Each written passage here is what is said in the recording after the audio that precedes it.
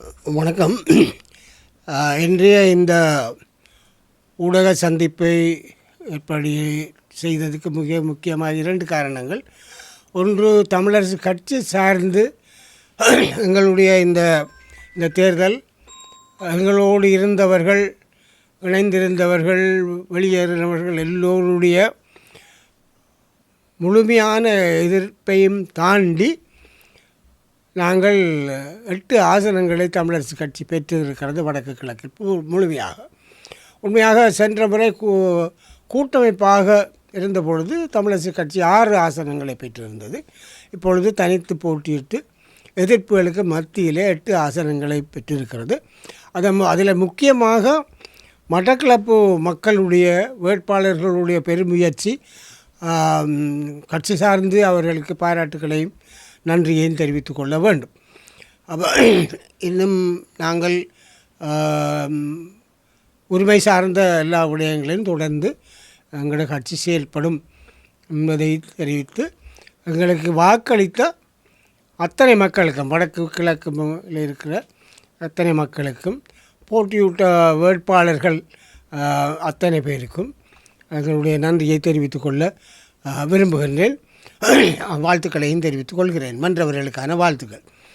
அடுத்ததாக ஒரு கருத்து, இந்த முறை ஒரு அலையாக அல்லது சுனாமியாக என்பிபி என்று சொல்லக்கூடிய தேசிய மக்கள் சக்தி ஒரு வெற்றியை பதிவு செய்திருக்கிறது. 3/2 பெரும்பான்மைக்கு மேலதிகமாக பெற்றிருக்கிறது.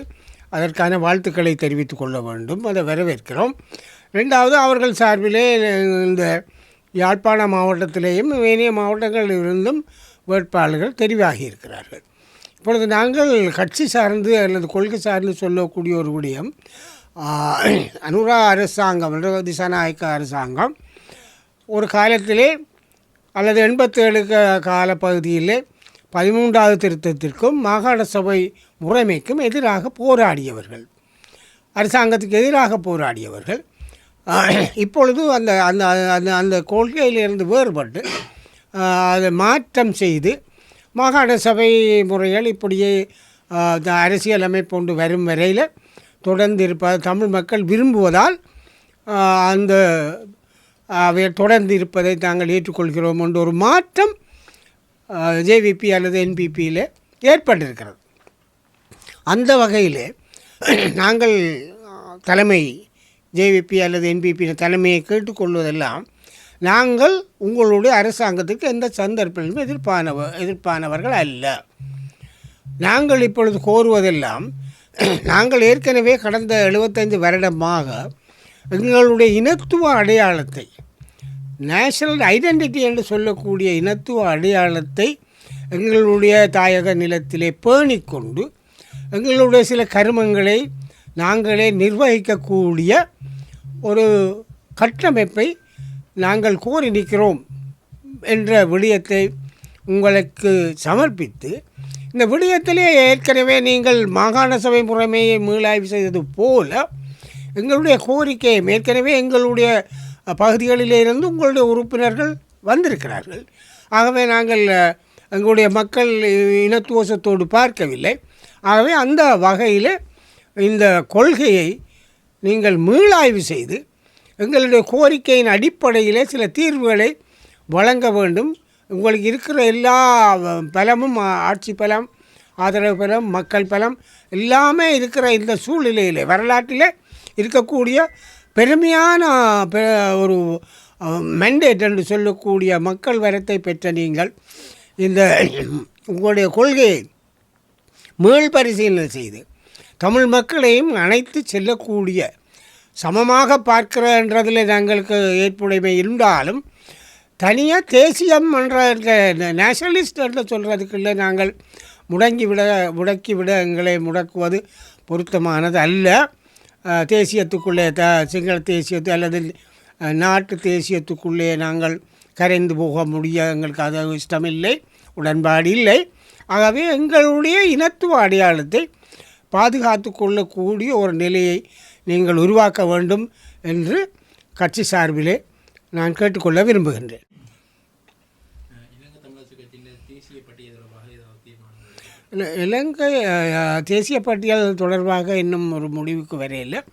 அல்லது நான் ஒரு கருத்து பரிமாற்றம் அநேகமாக நாளை அல்லது நாளை மறுதினம் கட்சியினுடைய அரசியல் குழு கூடி ஒரு முடிவுக்கு வரும்.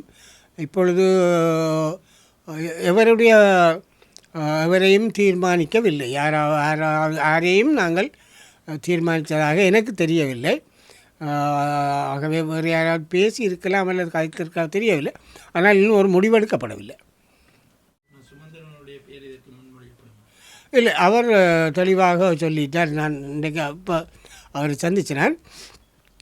அவர் தான் இந்த தேசிய பட்டியலில் இந்த முறை இப்பொழுது பதவியேற்கிறது தயார் இல்லை என்பதை தெளிவாகவே சொல்லியிருக்கார். ஊடகத்திலும் சொல்லியிருக்கார், எனக்கு தனிப்பட்ட முறையிலேயும் சொல்லியிருக்கார். தான் அதை தேசிய பட்டியல் மூலமாக பாராளுமன்றத்துக்கு இப்போ போக மாட்டேன்னு சொல்லியிருக்கார்.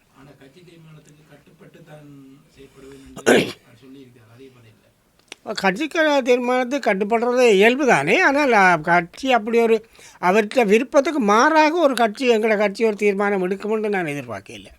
தேசிய பட்டியலில் பாராளுமன்றம் சென்றதை போன்ற காலம் தாமதித்து அதே போல் தமிழரசு கட்சியின் தேசிய பட்டியல் ஆசனத்தில் காலம் தாமதித்து இல்லை அப்படி நடக்க வாய்ப்பில்லை.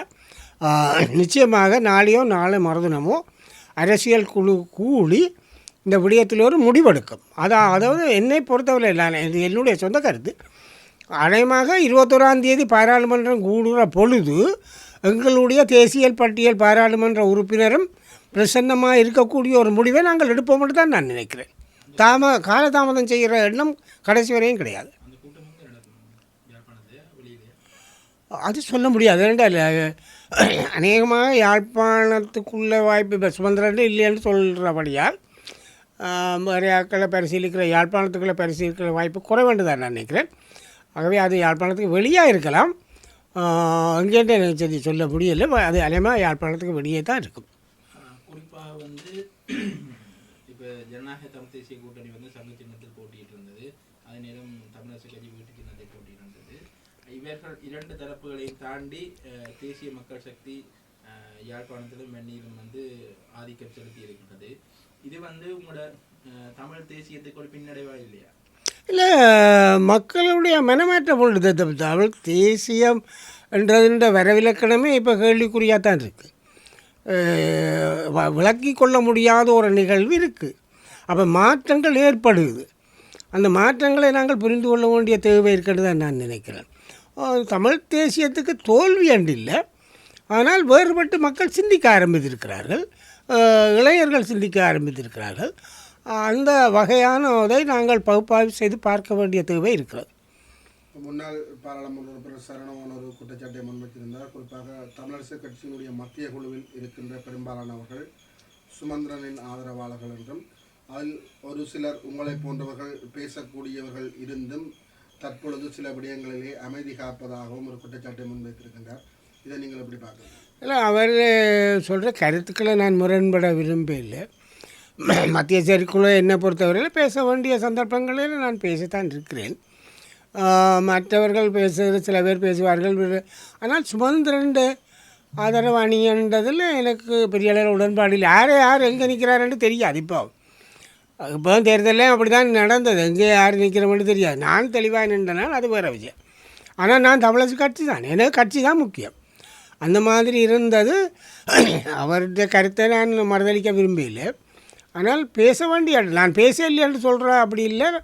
நான் தேவையான இடத்துல நான் கருத்து சொல்லிக்கொண்டு தான் வந்திருக்கிறேன். இனியும் சொல்லுவார். சுமந்திரனின் தோல்வி தமிழரசு கட்சிக்கு ஒரு பின்னடைவாக அமையும். சுதந்திரன் தோல்வி தமிழரசு கட்சிக்கு ஒரு பின்னடைவாக அமையும். எப்படி என்றால், ஒருவேளை இப்போ அரசியல் அமைப்பு விடயங்கள் மாற்றம் கட்டாயம் நான் நினைக்கிறேன் என்பிபி செய்ய போகுது.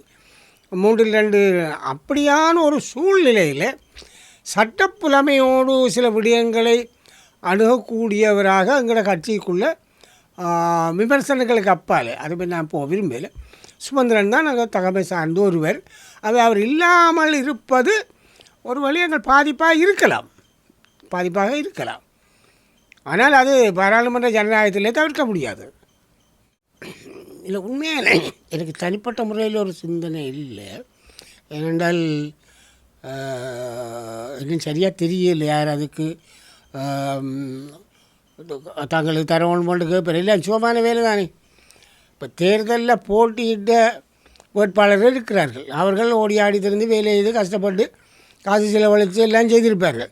ஒன்றுமில்லாமல் குந்தி போட்டு இருந்துட்டு மாகாண தேசிய பட்டியலை கேட்குறவையும் விரும்பினோம். அப்போ அந்த விடயங்களில் உண்மையாக கஷ்டப்பட்டு வேட்பாளராக இருந்து போட்டி போட்டு செலவழித்து ஓடி தெரிஞ்சவனும் தானே முன்னுரிமை ஒழிக்கும். அது மட்டும்தான் பொது தீர்மானத்தில் என்னை பொறுத்தவரையில் பட்டியலில் இருந்து ஒன்றும் செய்யாமல் அது பட்டியலை வச்சது வேறு நோக்கத்தோடு தான் அரசியலமைப்பில் சேர்த்து. ஆனால் இன்றைக்கு அது நடைமுறைப்படுத்தப்படுறதே இல்லை. அதனுடைய நான் என்னை பொறுத்தவரையில் தேர்தலில் இருந்து செலவழித்து எல்லாரையும் செலவழித்து தானே சொந்த காதையும் செலவழிச்சிருப்பார் வேறு காலம் செலவழிப்பார். அப்படியே மக்கள்கிட்ட போகிறவர் மக்கள்கிட்ட திரண்டு போகிறவே அவர்களுக்கு தான் முன்னுரிமை கொடுக்கணும்னு நான் நினைக்கிறேன். சும்மா இருந்த விட கொடுக்கல. யாழ்ப்பாண தேர்தல் தொகுதி பொறுத்த வரையில் முக்கியமான வேட்பாளர்கள் ஒரு வேட்பாளர் பாராளுமன்றத்திலே அனுபவம் உள்ள ஸ்ரீதரன் அவர்கள் சென்ற முறையும் போல இந்த முறையும் மிகப்பெரிய பெரும்பான்மையோடு 32,000க்கு மேற்பட்ட பெரும்பான்மையோடு வெற்றி பெற்றிருக்கிறார். ஆகவே அவருக்கு என்னுடைய வாழ்த்துக்களை நான் நிச்சயமாக தெரிவித்துக் கொள்ள விரும்புகின்றேன். ஆகவே அந்த யாழ்ப்பாணம் தேர்தல் மாவட்டத்துக்கு எங்களோடு ஒத்துழைத்து அவரோடு ஒத்துழைத்து நாங்கள் முன்னெடுப்போம் என்பதையும் கட்சி சார்ந்து சொல்லிக்கொள்ள விரும்புகின்றேன். அவருக்கு எல்லாருடைய வாழ்த்துக்களும் அந்த வகையிலே சிறிதனத்துக்கு உறுத்தாகும். இந்த முறையில் இந்த வெற்றி பெற்றவர்களிலே புதிதாக மட்டக்களப்பிலே டாக்டரும் மற்றவர்கள் இப்போ கோடீஸ்வரன் எல்லாம் ஏற்கனவே பாராளுமன்ற உறுப்பினராக இருந்தவர் அவர்கள் இருக்கிறார்கள். மற்றபடி எல்லோருமே எங்கள் கட்சியில் இருந்து கூடியவர்கள் தான். ரவிகரன் மட்டும்தான் புதிதாக முதன்முறையாக பாராளுமன்றத்தில் அவர்களுக்கு என்னுடைய வாழ்த்து. நல்ல முல்லைத்தீவிலே பெருந்தவையான வாக்கு பெற்று அதே நேரம் சாணக்கியன் 65,000 வாக்கு எடுத்ததையும் பாராட்ட வேணும்.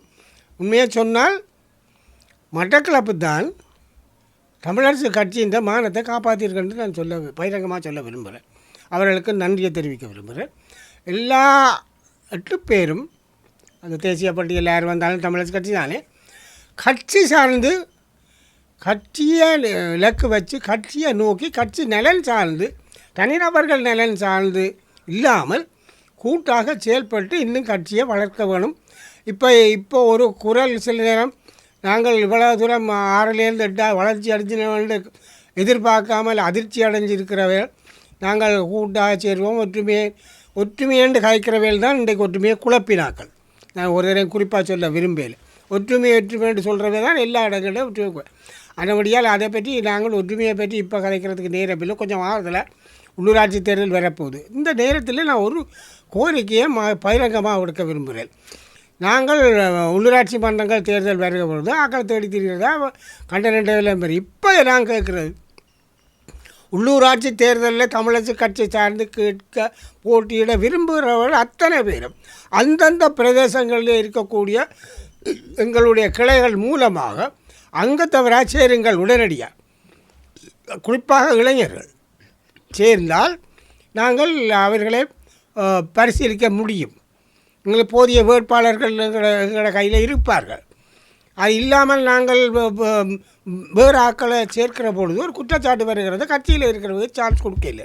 அப்போ எல்லாரும் கட்சியில் சேருங்கள் என்று பகிரங்கமாக அழைப்பு விடுக்க விரும்புகிறேன். கட்சியில் மூத்த துணைத் தலைவர் என்ற வகையில் என்னுடைய கோரிக்கை தமிழரசு கட்சி தான் தனித்துவமான கட்சி என்றது இன்றைக்கு நிரூபிக்கப்பட்டிருக்கு. தமிழ் தேசியத்தினுடைய தனித்துவமான கட்சி தமிழரசு கட்சியாக நிரூபிக்கப்பட்டிருக்கு. நான் எப்பொழுதுமே கட்சியாக தான் பேசியிருக்கேன். ஆனபடியால் எல்லாம் போட்டியிட அரசியலுக்கள் போட்டியிட விரும்புகிற அத்தனை பேரும் அதற்கு மேலானவர்களும் எங்களோட கட்சியில் உடனடியாக சேரும்படி அந்தந்த கிளைகள் மூலமாக சேர்ந்து ஒத்துழைத்து கட்சியை பலப்படுத்தி எங்களுடைய தேசியத்தினுடைய உணர்வுகளை தனித்துவத்தை பாதுகாக்க செயல்படுமாறு பணிவாக கேட்டுக்கொள்ள விரும்புகின்றேன். இவட இன்னும் ஒன்று, ஜனநாயகத்திலே போட்டி என்றது இயல்பு. அது எந்த கட்சியில், அதிலேயும் இந்த விருப்பு வாக்கு முறைமை என்றது ஒரு பயங்கரமான ஒரு கட்சியில் உடைக்கிற ஒரு முறைமை. அதால் எங்களுக்குள்ளே தனித்துவமாக வாக்கு கேட்டது, அதில் முரண்பாடுகள் இருந்திருக்கு. ஆனால் அது எல்லாத்தையும் தாண்டி இனிமேல் எல்லாரும் ஒற்றுமையாக ஒன்றாக ஒரு முனைப்போடு கட்சி என்ற வகையிலே கட்சியின் ஒற்றுமையை கருதி செயல்பட வேண்டும் என்று வென்ற வேட்பாளர்களையும் அதுக்கு வெல்லாத வேட்பாளர்களையும் ஆதரவு தந்த எல்லோரையும் மிக பணிவாக நான் கேட்டுக்கொள்ள விரும்புகின்றேன்.